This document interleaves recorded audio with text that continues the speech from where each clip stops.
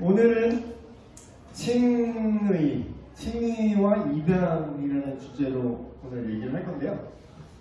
칭의라는 말을 교리적인 용어예요. 교리적인 용어로 많이 쓰는데 교리 용어 중에는 제일 유명한 용어라서 정말 많이 쓰는데 실질적으로 이렇게 교회 다니면서 너 칭의 받았냐? 이런 소리 안 하잖아요. 칭의라는 말 자체가 뭔가 이게 어감이 딱 안 붙죠? 거의 너 칭의함을 받았니? 이런 말 안 쓰는 전혀 한 번도 안 쓴 것 같은데 교회 다니면서.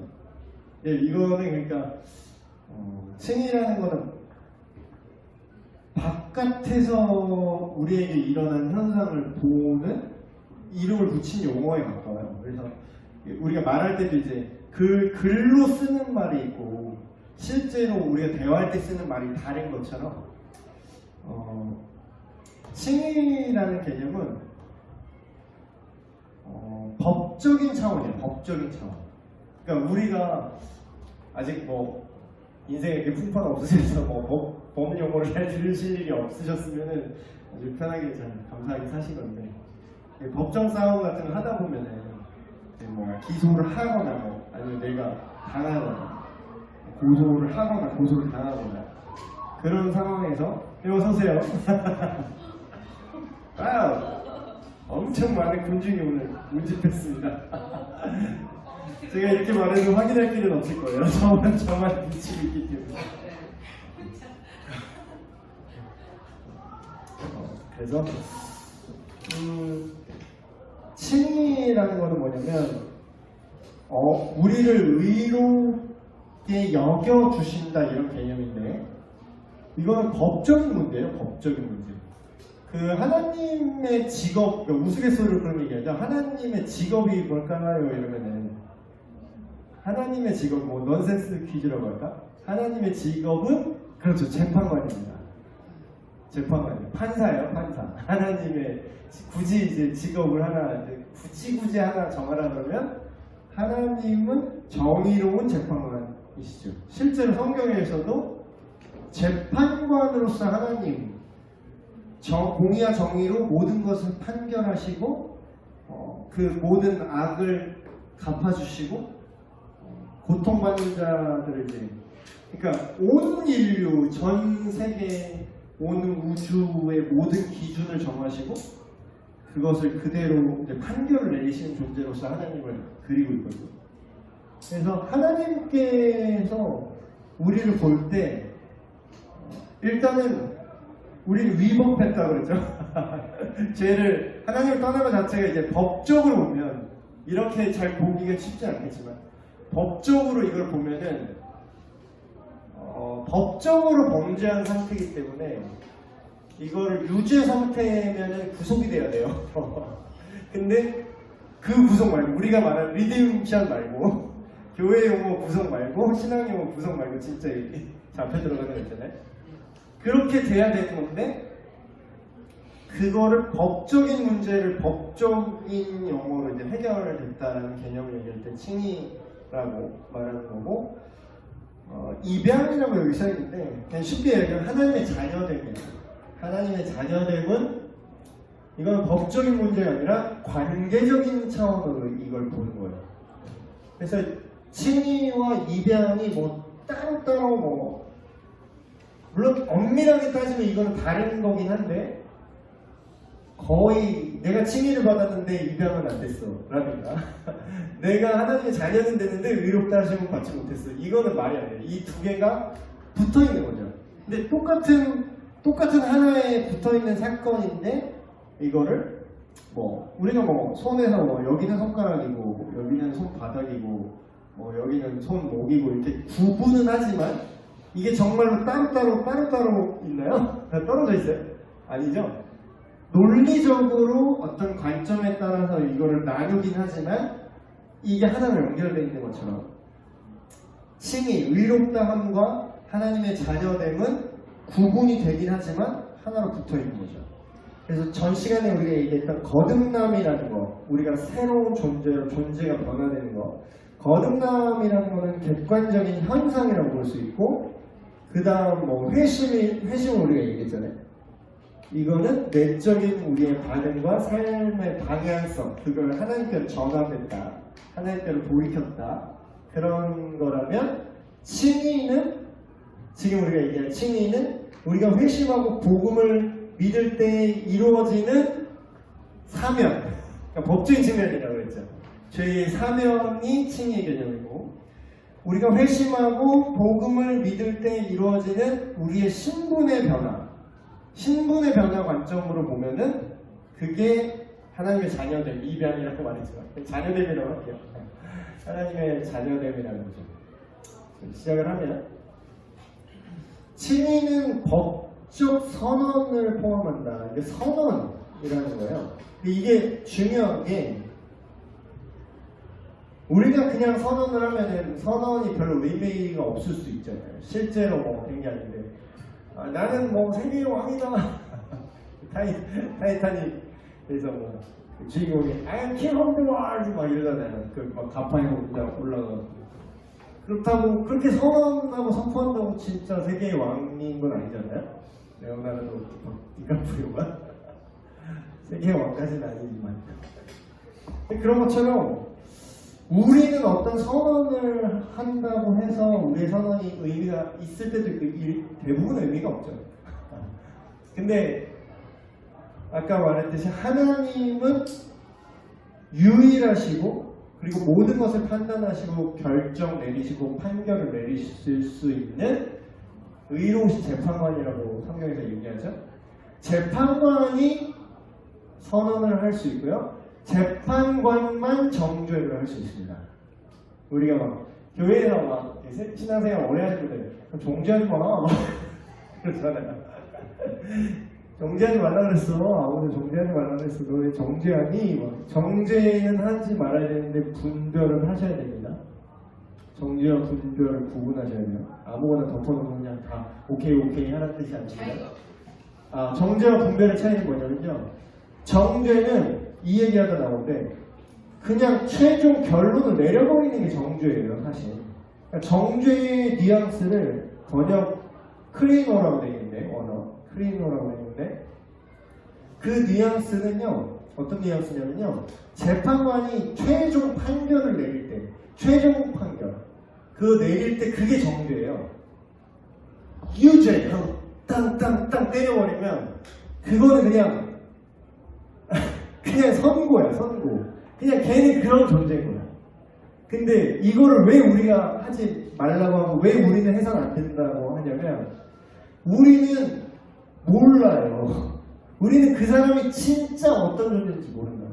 그 사람이 했던 뭐 표면적인 건 어떻게 보면 그 표면적인 것조차 우리는 다 알 수 없죠. 근데 그 의도와 그 맥락과 그 배경을 우리 인간은 완벽히 알 수 없기 때문에 그걸 우리가 정죄하고 최종 선고를 내린다? 그게 불완전하니까 하지 말라는 거야, 하나님. 근데 이제 우리한테 하라고 했던 건 정죄가 아니라 우리한테 하라고 했던 건 분별이죠. 분별은 뭐냐면 쉽게 얘기하면 성경에 있는 표현 그대로 너희가 예하면 예하고 아니면 아니요 하라 이런 구절이 있어요. 바울이 막 얘기할 때. 딱 이게 분별이에요. 우리가 성경의 기준을 가지고 분별을 해야 된다는 거죠. 이게 왜 예스인지, 이게 왜 노인지. 잘 보세요. 이 분별만 하는 거예요. 너 이놈 새끼야, 너는 나쁜 놈이야가 아니라 그 사람을 정죄하는 게 아니라 그 가치를 판단하는 거예요. 이거는 달라요. 비슷한데 달라요. 근데 우리나라는 이걸 잘 구분을 못해. 그러니까 토론이 안 되잖아, 우리나라는. 이게 토론 문화를 잘못 배워가지고 그 사람을 공격해요. 그래서 뭐 너는 쓰레기야 이렇게 되는 거죠. 그러면 이 사람을 쓰레기라고 지금 정죄를 하는 거예요. 그렇죠? 그 존재에 대해서 선언을 해버리는 거예요. 근데 이건 하면 안 돼요. 그럼 뭘 해야 돼요? 네가 하는 그 주장이 이래서 그 주장이 나빠 이렇게 얘기를 해야 돼요. 그 주장이 옳아. 그 생각이 나빠. 그 생각이 옳아. 이걸 얘기를 해야지. 그거는 우리가 해야 되는 거예요. 그게 분별입니다. 그걸 안 하면 큰일 나요. 그걸 해야 되는 겁니다. 이 얘기하고 좀 했는데. 그래서 우리 믿음에 대한, 그리스도를 향한, 예수님을 향한 우리의 믿음에 대한 하나님의 반응이에요. 그 반응으로 하나님은 어떻게 하신다고요? 너는 의로운 자야라고 선언을 해버린다. 하나님 편에서. 실제로 우리의 실력과는 상관이 없습니다. 이게 또 오해하니까 일단 또 오해를 풀게요. 여기 써있네요. 정죄는 그 당사자에게 죄의 책임이 있다는 선언이에요. 아까 판결이라고 했죠. 이거는 판사가 하는 거예요. 근데 판사는 어떤 그 특정한 기소한 그 사건에 대해서만 정죄를 하는 거죠. 근데 하나님은 그 인간 자체를 정죄를 할 수가 있어요. 왜냐하면 판사는 우리의 인생 전체의 동기와 그 과정과 그 결과와 그거를 판사는 볼 수가 없잖아요. 하나님은 그 인간의 탄생부터 출생부터 죽음에 이르기까지 그 사람의 인생의 모든 여정과 그 선택의 의도와 그 과정을 다 알고 계시기 때문에 하나님은 인간을 정죄할 수 있는 유일한 존재예요. 정죄의 반대 개념이 뭐냐? 그게 칭이에요. 정죄의 반대가 칭이에요. 너 유죄, 이게 정죄라고 했잖아요. 근데 칭의는 뭐냐면 너는 죄의 책임이 없다. 너는 처벌받지 않아. 무죄. 근데 이제 우리 세상 법정은 그게 조금 달라요. 무죄나 혐의 없음이 달라요. 왜냐면 증거 불충분 이러면서 그냥 풀려나는 게 무죄는 아니야. 그걸 사람들이 혼동하더라고요. 그래서 요 혐의에 대해서 요거는 혐의가 없기 때문에 잡아갈 수 없지만 다른 죄가 있을 수도 있는 거예요. 근데 진짜 무죄라고 판결이 딱 나온다? 우리 세상 법정에서. 그건 뭐냐면 그 기소된 내용에 대하여 전혀 죄가 없다. 이게 드러난 거죠. 죄를 증명할 수 없으므로 혐의가 없다라 죄가 없다라는 건 달라요. 근데 하나님은 그걸 그냥 아시죠. 그래서 근데 우리는 칭의 자체가 뭐냐면 그러니까 쉽게 기억하세요. 칭의는 뭐냐면 우리의 실제 실력이랑 상관없는 개념이에요. 그러니까 하나님이 법적으로 선언하는 거예요. 그래서 선언의 개념이기 때문에 그 자체가 우리의 내적인 본성을 변화시키거나 개조하는 것은 아니에요. 이거 근데 오해하지 말고 들으세요. 이걸 또 오해하시면 이게 그냥 까막번으로 생각하죠. 그러니까 약간 옛날 과거 수많은 교회 역사상에 있었던 그 도덕 폐기론. 나 예수 믿는다 이거죠. 나 예수 믿으니까 과거에 지은 모든 내 죄도 예수님의 피로 용서받았고 미래에 지을 나의 죄도 예수님의 피로 용서받았으니까 지금 너가 너를 때리겠다 이거야. 그래도 나는 죄가 없다 이거야. 이건 자기 모순이죠.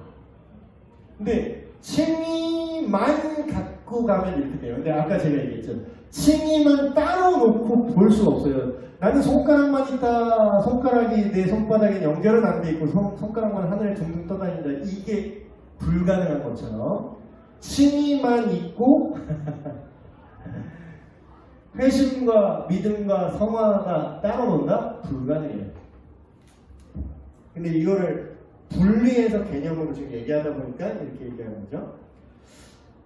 그러니까 하나님이 자신의 관점에서 우리를 의롭다고 선언하신 건데 법적인 선언에는 두 가지 측면이 있어요. 첫 번째는 아까 얘기했듯이 더 이상 과거, 현재, 미래에 대한 죄, 여기서 이게 엄밀하게 다릅니다. 죄가 아니라 죄의 책이라고 썼어요.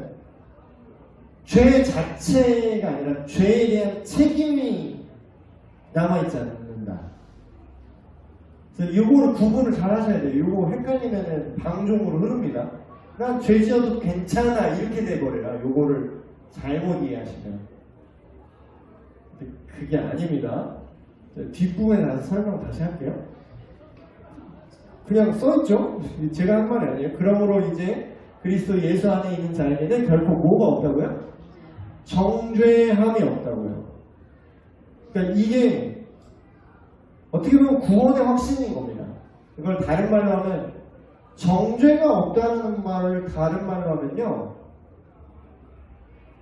너무 1차원적으로 얘기해서 너무 민망한데 그냥 주일학교 애기 수준으로 이거를 얘기하면 지옥에 갈 수가 없다는 거예요. 왜냐하면 지옥은 하나님의 의로운 판단으로 너는 영원한 형벌, 영원한 죄의 형벌을 받아라가 지옥이거든요. 쉽게 얘기하면. 근데 정죄함이 없다. 지옥은 정죄 받은 자만 가는 거예요. 그러니까 감방이거든요. 일종의 영원한 감방인데 정죄함이 없다는 건 거기에 들어갈 수 없다라는 의미가 들어가 있죠. 그러니까 이걸 다른 말로 하면 칭의를 우리가 하나님이 우리를 칭의해 주셨다라는 건 뭐예요? 구원의 확신이랑 연결되는 거예요. 이건 무조건 구원받았다는 거죠. 그렇죠? 죄가 없는 것과 근데 의로운 거를 또 구분할 필요가 있어요. 죄를 안 짓는 거랑 선한 일을 하는 건 다르죠. 다른 겁니다. 죄를 안 짓는 거랑요, 선한 일을 하는 거는 이거는 이제 마이너스 되지 않는 거고 이거는 플러스 하는 거예요. 이 개념이 다른데 죄를 용서받는 것만 이게 따로 떼놓고 이제 생각을 하면은 우리가 정죄함이 없다 이런 얘기. 그거는 뭐냐면 우리를 어떤 의미에서 도덕적인 중립 상태로 만들었다는 거죠. 실질적인 면에서. 예를 들면 그런 거예요. 최초의 아담과 하와는 하나님 보시기에 물론 좋았더라. 굿. 하나님 보시기 좋았다 얘기하지만 특별한 의의를 입은 건 아니에요. 그냥 죄가 없는 상태였던 거죠. 그러니까 중립 상태, 완벽히 내추럴한 그런 상태였죠. 최초의 아담과 하와가. 근데 이제 이게 첫 번째 측면. 어쨌든 마이너스를 막아준다는 거죠. 두 번째 측면은 뭐냐면 단순히 중립을 넘어서서 플러스 시켜준다는 거예요. 그게 뭐냐? 우리에게 의롭다 여김을 받는, 단순히 우리를 의롭다고 평가만 내리는 게 아니라 실제의 의로움을 덧입혀 주신다는 개념도 있는 거예요. 이게 막 신약에만 있는 얘기가 아니라 이미 이사야 선지자도 이걸 얘기를 했죠. 내가 기뻐하겠다. 그 기쁨의 이유가 뭐냐? 그러니까 복음이랑 다 연결돼요. 구약에도 복음이 있어요. 복음 기쁜 소식이잖아요. 근데 여기서도 구약에도 기뻐, 내가 여호와로 말미암아 크게 기뻐한다라고 얘기하는데 왜 기뻐하냐면 이는 그가 구원의 옷을 내게 입히시며, 그 옷이, 그러니까 옷이라는 신상을 쓰는데 구원의 옷을 입히시는데 그게 뭐냐면 공의로운 옷이래요. 그리고 이게 계시록이나 신약에 얘기하면 흰 옷을 입은 주의 백성이라는 표현이 나옵니다. 계시록에 흰 옷을 입은, 더 이상 빨래를 해서 그렇게 표백을 해서 더 이상 휘어질 수 없게끔 눈부시게 흰 옷을 입은 백성들이 나오는데 그 어린 양의 피로 씻음을 받았더라 이렇게 나와요. 그렇죠? 그게 상징하는 거죠. 그 의로움을 입었다라는 거죠. 그 의가 뭐냐? 신약시대에 와서 그게 더 계시가 더 명확하게 나온 게 이제 율법에 하나님의 의의가 나타났는데 그 의의가 뭐냐? 그 의로움이 뭐냐?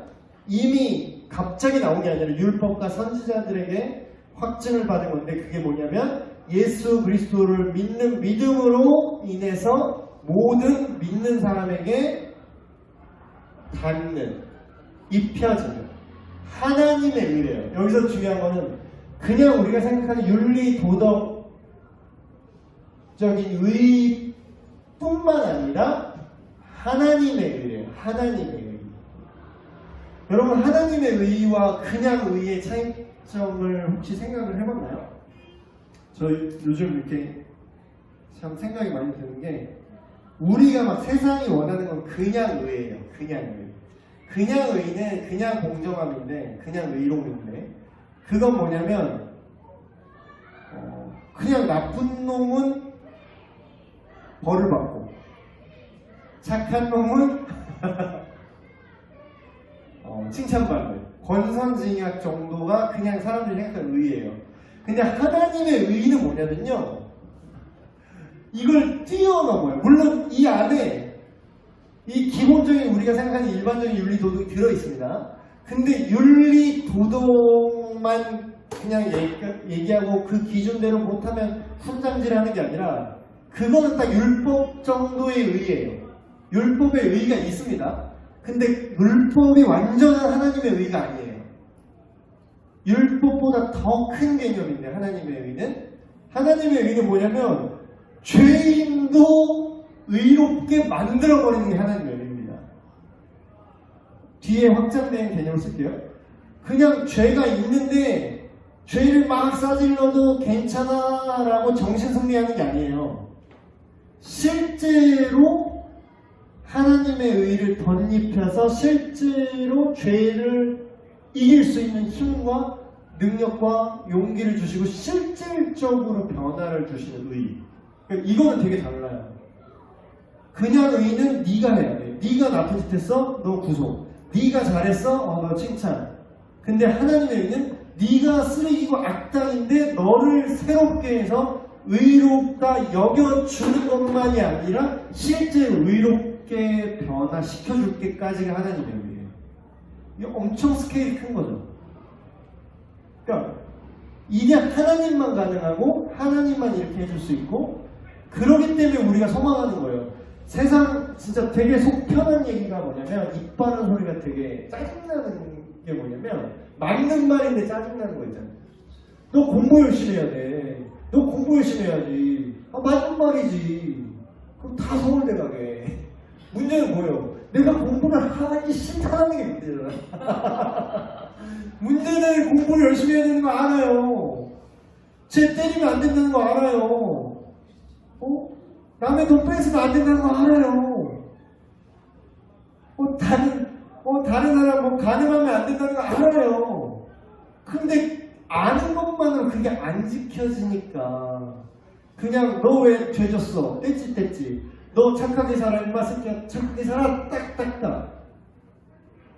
그게 그냥 의예요. 그게 율법이에요. 율법은 뭐냐? 그냥 정죄의 기준만 만들어준다는 거예요. 그 자체는 아무런 힘이 없어요. 율법은 오히려 우리를 우울하게 만들어요. 근데 그게 나쁜 건 아니야. 나쁜 게 아니에요. 율법이 좋은 겁니다. 그건 좋은 건데 복음은 아니에요. 기쁜 소식은 아니에요. 지만 좋아. 지만 좋아. 율법이 좋고 선한 건데 그 높은 하나님의 기준을 우리한테 요구하는데, 그건 어떤 의미에서 나쁜 소식이에요. 왜냐면 아무도 그걸 지킬 수 없거든요. 그냥 나를 후드려 패는 기준이거든요. 그쵸? 근데 진짜 기쁜 소식, 진짜 복음은 뭐냐면 하나님의 의예요. 그 율법을 만족시키게 한다. 그런 표현이 나오죠.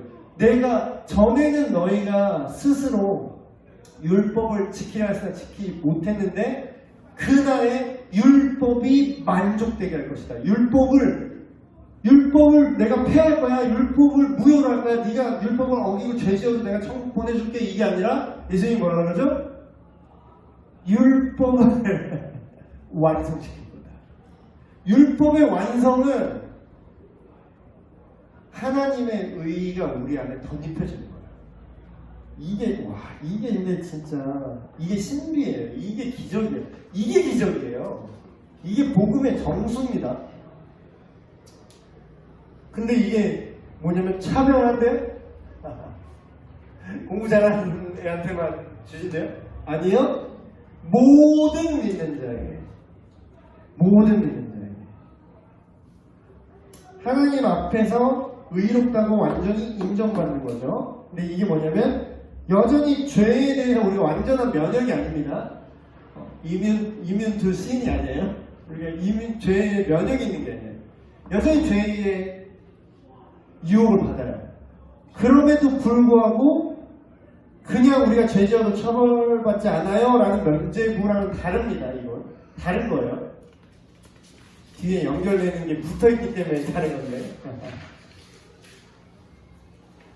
하나님께서 왜 이게 그냥 면죄부가 아니냐? 뭐냐면 아까 미리 다 얘기해버렸네. 그리스도의 의로움을 우리에게 전가시켰기 때문에 우리의 의롭다 선언할 수 있는 것이다. 그래서 이걸 설명하면 로마서가 이게 대박이에요. 로마서가 16장까지밖에 없거든요. 그러니까 로마서만 잘 읽어도요 구원받아요. 로마서만 잘 이게 뭔 소리야? 그러니까 로마서가 그 구원의 정수, 그러니까 성경 전체를 압축한 거를 이사야서라고 보통 얘기하거든요. 근데 더 압축한 거를 로마서라고 해요. 네. 그러니까 왜냐하면 로마서에 말하는 그 모든 죄의 개념들을 인간 역사에 펼쳐놓은 게 구약의 모든 그거예요. 그리고 앞으로의 모든 구원과 하나님께서 영광 받으신 그 태초에 하나님께서 인간을 지으신 그 목적을 다시 회복하실 그 모든 그게 어떤 방식으로 이루어지고 어떻게 완성될 것이냐라는 게 로마서에 이미 다 들어있어요. 계시록은 그거를 펼쳐서 예언적으로 앞으로 이런 어려움들이 있을 거고 이런 사람들이 막 그리스도를 배반하고 저 그리스도가 나오고 뭐 좀 블라블라 하는데 그럼에도 불구하고 믿는 자를 이렇게 될 것이다. 그러니까 로마서만 잘 읽어도 구원받습니다. 그건 아닌데. 내가 성경 66권을 다 읽으니까 16장밖에 안 되는데. 그쵸? 들기 있는 거라 보는 거예요. 일을 안 할지라도 경건하지 않은 자를 의롭다 하시는 이게 누구라고요? 하나님 아버지인데. 그를 믿는 자에게는 그의 믿음을, 예수 그리스도를 믿는 믿음을 의로움으로 여기신다. 자기가 아무것도 한 것 없이 하나님께 의롭다고 여기심 받는 자의 복에 대해서 다윗이 시편에 이미 나와요. 시편에 이 말이 그냥 나온다니까요. 먼저 나와요. 그 죄를 하나님께서 넘어가 주시는 자의 복에 대해서 시편 2편인가 되게 초반부에 나오는데 정확하게 그 죄사함의 개념이 나옵니다. 의롭다 여기면 칭의의 개념이 나와요. 다윗이 말한 바 지금 그거를 이용한 거예요. 다윗이 말한 바 시편을 이용한 거죠. 불법이 사함을 받고 죄가 가리어짐을 받는 사람들은 복이 있다. 죄에 대한 책망 또는 의로움이 다른 사람에게 전가되는 내용이 성경에 3번 등장하는데 그게 첫 번째는 언제냐? 아담이 죄를 지었을 때. 아담의 죄가 누구한테 전가된다고요? 그 이후에 모든 인류, 저와 여러분을 비롯한 그 모든 인류에게 이 죄가 전가돼서 이러면 여기까지 오면 억울해요 하나님 뭐 공의롭대요 막 따지잖아요. 하나님 억울합니다 막 이렇게 얘기할 거 아니야. 그런 게 어딨어요? 뭐 이게 무슨 연좌제야? 이런 연좌제도 이런 연좌제가 없죠. 근데 그게 아니라 하나님이 요것만 했으면은 공의롭지 않은 건데 그 대신에 어떻게 했어요? 밸런스를 맞추세요. 우리의 죄도 예수 그리스도께 전가시키세요. 그래서 그 죄에 대한 형벌을 예수님이 대신 받으시고 마지막 3번째 이게 복음이에요. 우리가 예수 그리스도를 믿을 때에 그 그리스도의 의로움이 우리에게 전가됩니다.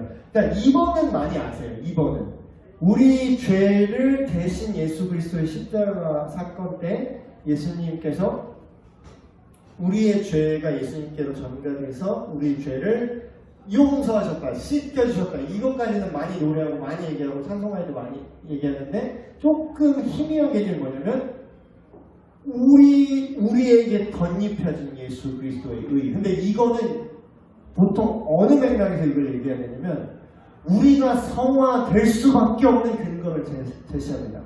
지금 우리가 주제로 하는 주제가 성화는 아니기 때문에 이거는 다음 주에 성화 주제 얘기할 때 다시 다룰 거지만, 그러니까 우리가 그런 거 있죠, 여러분. 난 안 돼. 내가 예를 들면은 제자리 높이 뛰기를 높게 뛸 수 있는 사람도요, 천장에 낮으면은 머리가 부딪힐까봐 그 이상 못 뛰겠는 거예요. 실제로 벼룩 가지고 실험을 한 것도 그런 거잖아요. 벼룩이 자기 몸에 몇 배를 뛴다든지. 벼룩이 여기 보이지 않는 깨 하늘 만한 벼룩이 한 이만큼 뛰는 거죠. 그럼 엄청나게 뛰는 거죠.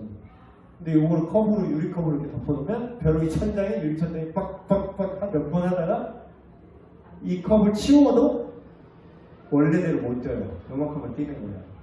코끼리 가공, 그것도 똑같은 개념이죠. 애기 코끼리 때부터 말뚝에 발 묶어놓고 계속 거기다 채워놓고 풀어줬다가 채워놨다 이랬다면 그 족쇄 두께만 두껍게 계속 바꾼대요.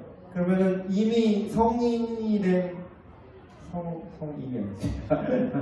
성년이 된 그 코끼리는 그때 힘으로는 충분히 그 말뚝을 발로 툭 하면 그냥 끊어지는데도 거기에 그냥 매여 있습니다.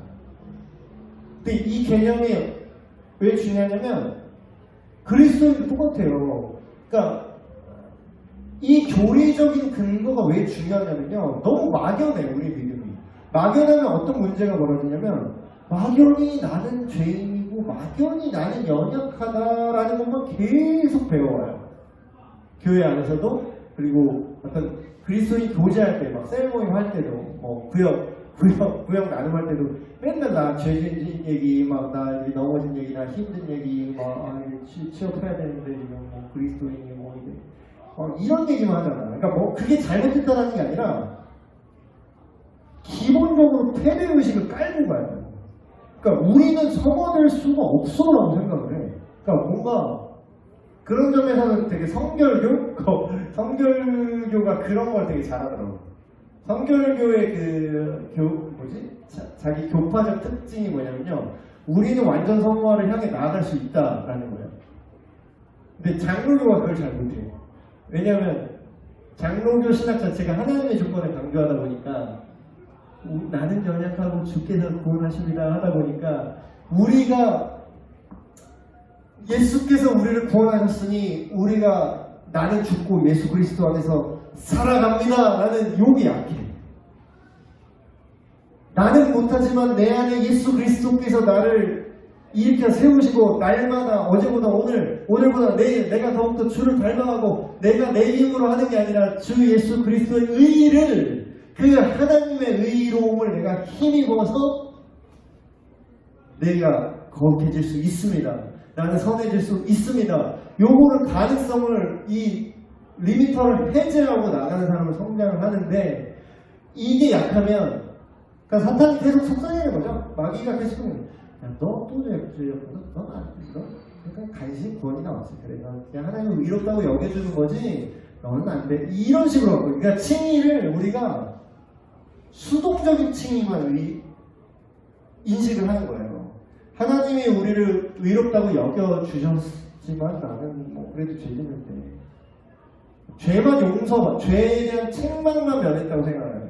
그게 아니라 하나님의 의가 덧입혀졌다는 거죠. 그래서 뒤에 이 개념은 성화랑 또 연결되지만, 그래서 우리의 공로가 아니라, 우리의 행위가 아니라, 우리의 어떤 선행이나 우리의 노력이나 심지어 우리의 지식도 아니라, 만약에 이게 가능하다면 이거야말로 기브의 테이크잖아요. 근데 하나님은 기브의 테이크가 아니라고 그랬죠. 우리가 영적인 거든 뭐든 윤리적인 거든 도덕적인 거든 우리가 하나님께 뭘 이렇게 지불할 수 있는 능력이 전혀 없어요. 불가능해. 그냥 원래 다 하나님 건데. 근데 전통적인 로마 카톨릭 신학과 종교개혁 신학의 가장 큰 차이점, 로마 카톨릭은 구원을 뭐라고 보냐면 하나님의 은혜라고 말을 해.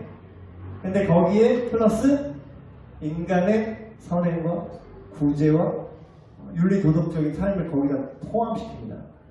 지금도요? 지금도 뭐 1994년 정도에 무슨 뭐 몇몇 카톨릭 지도자들이 뭐 기독교 개신교 지도자들이랑 함께 무슨 성명을 냈는데 거기에 뭐 그런 내용이 있긴 있었대요. 우리도 뭐 하나님의 칭이 의롭다고 하시는 거는 인간의 어떤 공로가 아니라 오직 하나님의 은혜에 동의한다, 그런 흐름이 있었대요. 근데 그 이후에 하는 짓을 보니까 그거는 그 몇몇의 그 카톨릭 주교지 그 사제들의 생각이었던 것 같고, 공식 바티칸의 어떤 뭐라 그럴까요? 그러니까 왜 그게 그렇게 잠깐 선언을 한다고 해도 왜 말이 안 되냐면, 기본적으로 성경의 권위보다 교황의 결정이 위에 있기 때문에 언제든지 뒤집을 수 있는 거죠. 그래서 제가 알기로는 지금도 이걸 바꾼 적이 없습니다. 여전히, 그러니까 보속이 아직도 있잖아요. 그 보속 개념이 그거거든요. 어떤 그러니까 신율법주의예요. 쉽게 얘기하면 기독교의 형식을 담은 율법주의라고 보시면 돼요. 예를 들면 고해성사를 해야지 죄를 용서받아요. 우리가 7가지 성례라고 7성례라는 게 있어요. 견진 무슨 그게 결혼 예식도 있고, 그거 죽을 때 하는 뭐 장례 예식도 포함됩니다. 예를 들면 그럼 카톨릭 그 영화 보면은 그 카톨릭 신부가 하면서 뭐 이렇게 장례하죠. 장례 때 그거 안 하면 구원 못 받습니다. 카톨릭 개념으로 그 7성례를 안 하면 구원 못 받아요. 그걸 다 해야 돼. 그래서 카톨릭의 어떤 중세시대에 되게 7위의 수단 중에 하나가 그거잖아요. 너 파문이에요. 파문. 파문이 뭐냐면 너는 교회의 교인이 아니다 이거예요. 우리식으로 말하면. 근데 우리는 그러잖아요. 개신교인은 그건 좀 안 좋은 전통이긴 한데, 개신교인 개념으로는 그 파문이 전혀 힘이 없는 게, 왜냐면 우리 교회 재직에서 내 이름 지우겠다? 딴 교회 가면 되지. 뭐 그렇다고 내 구원이 취소되는 거 아니잖아요. 그쵸? 근데 로마 카톨릭 개념으로는 로마 카톨릭 교회에서 이름을 지운다는 건 뭐냐면 천국 입성 명단에서 천국 명부에서 이름을 지어버리는 거랑 똑같아요. 왜냐면 로마 카톨릭은 교회 안에서 성례와 성사가 이루어지고 수찬 정지가 벌이에요. 수찬 정지가 뭐냐면 우리 그 성찬식 하죠. 그거를 못하게 한다는 거. 그걸 못하게 한다는 건 그 성례에 이 사람이 참여를 못한 건데, 성례에 참여를 못하면 구원이 없는 거예요. 그러니까 행위 구원적 요소가 들어있는 거죠. 그러니까 맨날 고해성사하고 뭐 그리고 막 그런 그 선행을 해야 연호가 안 간다 그러고 막 이러잖아요. 근데 성경책 이렇게 보면은 그 가톨릭 신자도 그럴 거 아니에요. 네? 그 보면서 뭔가 이게 안 맞잖아요. 그 가톨릭에서 그 성경의 내용을 보면서 안 맞는 걸 눈치챈 사람이 마틴 루터입니다. 근데 제가 솔직히 로마 카톨릭 신자가 성경을 보는지 모르겠어요. 개신교도 안 보잖아. 너무 있으니까.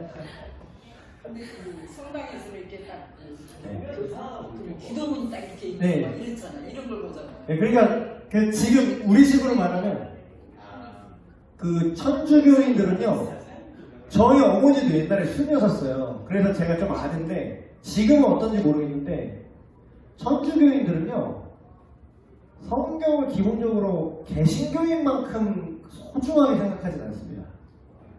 그리고 오히려 실제 지금 말씀하신 대로 뭐 그런 기도문, 그러니까 어떤 예식이 있어요. 어떤 루틴이 있어요. 우리가 볼 때는 약간 좀 무속이랑 좀 비슷해. 맞아, 마리아. 예, 무속의 기독교 버전? 그런 느낌이에요.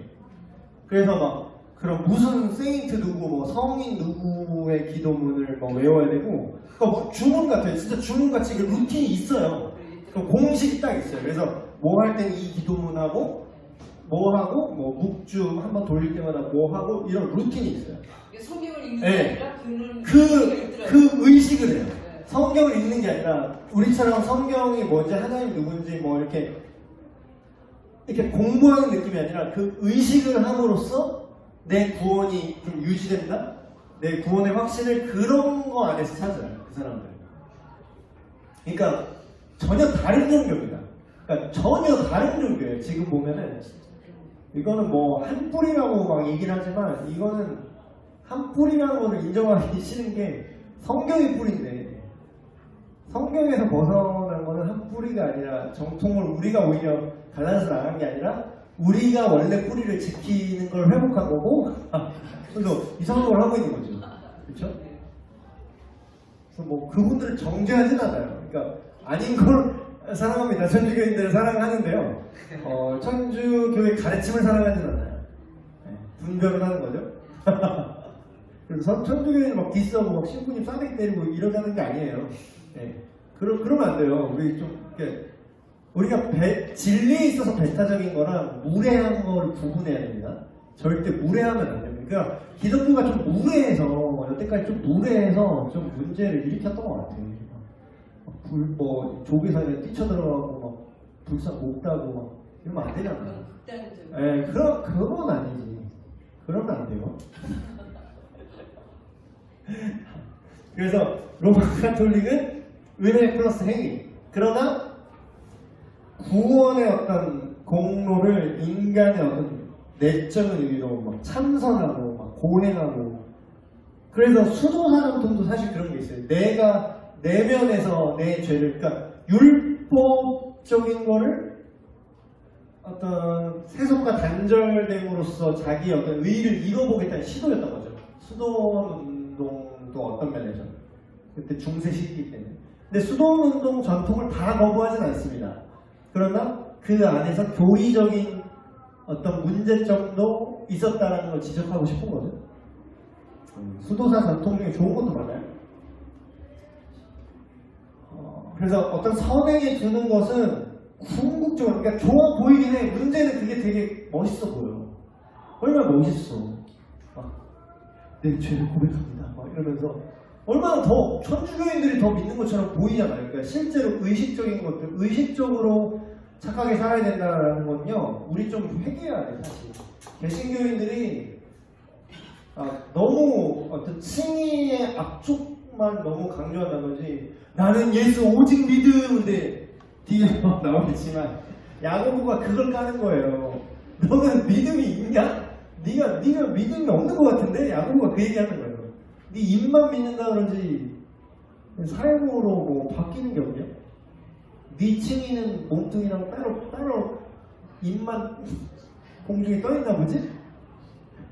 네가 정말로 의롭다함을 받았으면은 네가 그렇게 살 수가 없는데? 라는 걸 지적을 하는 거죠. 쉬는 시간 없이 뭐 쭉쭉 가볼게요. 빨리 끝낼게요. 빨리 가서. 그래서 결국은 이렇게 있어 보이잖아요.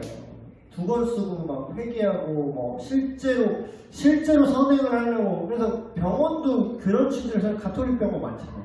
가톨릭 병원. 그래서 그러니까 신기한 거는 물론 뭐 우리 개신교 연세 세브란스 이런 것도 사실 개신교 전통이지만 선교사님들 세운 거지만 가톨릭은 약간 의사 병원 쪽이 좀 많고요. 개신교는 사회복지 이런 쪽 거의 개신교예요. 사회복지 뭐 다른 쪽이 좀 많아요. 네. 그래서 근데 이제 가톨릭은 그 표면적인, 왜냐면 그게 구원에 실질적으로 그 선행이 영향을 미치는 개념이기 때문에 어떤 면에서는 흐리멍텅하게 교회만 다니는 애매한 개신교인들보다 훨씬 도덕적입니다. 어떤 면에서. 네, 의식적으로. 왜냐면 그게 구원에 영향을 미치니까. 내가 여기서 나쁜 행동, 선행을 안 하고 나쁜 행동을 하면 나는 잘못하면 연옥에서 고생할 수 있으니까. 근데 그게 그래봤자 율법 좀 잘 지키는 율법 교사랑 비슷하고요. 진짜 그리스도인은 윤리 도덕으로도 앞섭니다. 왜냐하면 진짜 그리스도인은 내가 구원받기 위해서 선행을 해야 되는 게 아니라 이미 구원받은 그 하나님의, 그러니까 자녀됨이랑 연결되는 거예요. 내가 하나님을 사랑하기 때문에 하나님을 닮아가는 거예요. 이거는 좋아서 하는 거예요. 그러니까 내가 지옥 가지 않으려고 선행하는 게 아니라 그게 우리의 라이프 스타일이 되는 거예요. 그러니까 존재가 바뀐다는, 그러니까 근데 그게 극성승경이지. 진짜 그리스도인은 윤리 도덕으로도 완벽합니다. 완벽하다는 게 막 진짜 죄가 1g도 없다 이런 뜻이 아니라 그냥 보편적인 세상 기준으로 봤어도 그 사람의 도덕성을 이길 수가 없어요. 왜냐하면 우리는 결과적인 윤리가 아니라 결과론적인 윤리가 아니라 동기를 봐요. 예수님이 너희 속으로 미워만 해도 이미 살인한 거랑 같다 이렇게 얘기하니까 율법보다 기준이 더 높아요. 율법은 몸뚱이만 안 하면 돼. 입 밖으로 내지만 않으면 돼. 근데 복음은 뭐예요? 복음은 속까지 똑바라야 된다고 강요하는 게 아니라 똑바르게 만들겠다라잖아요. 하나님. 그래서 복음이 율법의 기준보다 낮은 줄 착각하는 사람이 너무 많은데 복음의 기준은 결코 율법보다 밑에 있지 않습니다. 그래서 예수님이 얘기하잖아요. 한 획도 땅에 떨어지지 않는다는 뜻이 그런 거예요. 율법의 그 정신, 본질에 하나도 떨어지지 않고 오히려 11조 하지 말라고 그랬다고 착각한 사람들이 있는데 예수님이 뭐라고 해요? 율법적인 거 얘기할 때 이것도 행해야 할지라고 얘기해요. 율법 받고 더블로 가 이거예요. 예수님은 율법 퉁치고 율법을 사면하고 그냥 용서해줄게 이게 아니라고요. 근데 그걸 네 힘으로 하라 그러면 이거는 거의 죽을 맛인데 그게 되게끔 한다라는 거예요. 하나님. 그게 돼요 실제로. 그게 됩니다. 그러니까 우리가 자꾸 제한하면 안 돼요. 우리를 제한하지 말고 우리는 제한해도 되는데 내 속에 있는 하나님의 능력을 제한하면 안 돼. 나는 못해요. 나는 연약해서 죄질 수밖에 없는 존재 맞아요. 근데 내 안에 예수 그리스도께서 내 안에 성령님께서 나를 거룩하게 하실 충분한 능력과 실력이 있다는 걸 인정을 하셔야 돼요. 이거를 해야 우리가 실제로 거룩해집니다. 성화가 여기서 작동하는 거예요. 성화가. 오늘 되게 성결교 목사처럼 얘기하네. 이게 초교파의 힘이죠.